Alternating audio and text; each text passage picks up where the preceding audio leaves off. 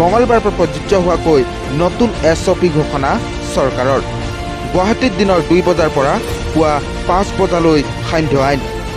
দক্ষিণ হালমৰা, মাজুলী, বঙাইগাঁও, চিৰাঙত 5 বজাৰ পৰা সান্ধ্য আইন। ওদালগুৰি, পশ্চিম কাৰ্বি আংলঙত 5 বজাৰ পৰা সান্ধ্য আইন। ডিমা হাছাও, চৰাইদেউতো সান্ধ্য আইন বিয়লি 5 বজাৰ পৰা। কাছাৰ, তিনিচুকীয়া, ডিব্ৰুগড়, নগাঁও, শোণিতপুৰ কঠোৰ পৰ্যবেক্ষণত। পৰিস্থিতি উপশম নহ'লে এই 5 জিলাত শীঘ্ৰেই অধিক কঠোৰতা। আন জিলাসমূহত দিনৰ 1 বজাৰ পৰা পুৱা 5 বজালৈ সান্ধ্য আইন। দোকান পোহাৰ সময়ৰ ক্ষেত্ৰত পূৰ্বৰ নিৰ্দেশনাই বাহাল থাকিব। প্ৰতিষেধকৰ 2টা ড'জ লোৱা কৰ্মচাৰীৰ কাৰ্যালয়ত উপস্থিতি বাধ্যতামূলক। গৰ্ভৱতী মহিলা, 5 বছৰৰ তলৰ শিশু থকা মাতৃৰ বাবে ৱৰ্ক ফ্ৰম হোম। এইসকল মাতৃৰ ৱৰ্ক ফ্ৰম হোম বেচৰকাৰী কাৰ্যালয়তো প্ৰযোজ্য হ'ব।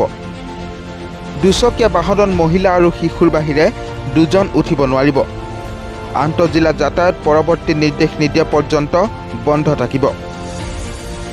আৰক্ষী, স্বাস্থ্যকৰ্মী, সংবাদকৰ্মীৰ ক্ষেত্ৰত পূৰ্বৰ শিথিলতা বাহাল থাকিব।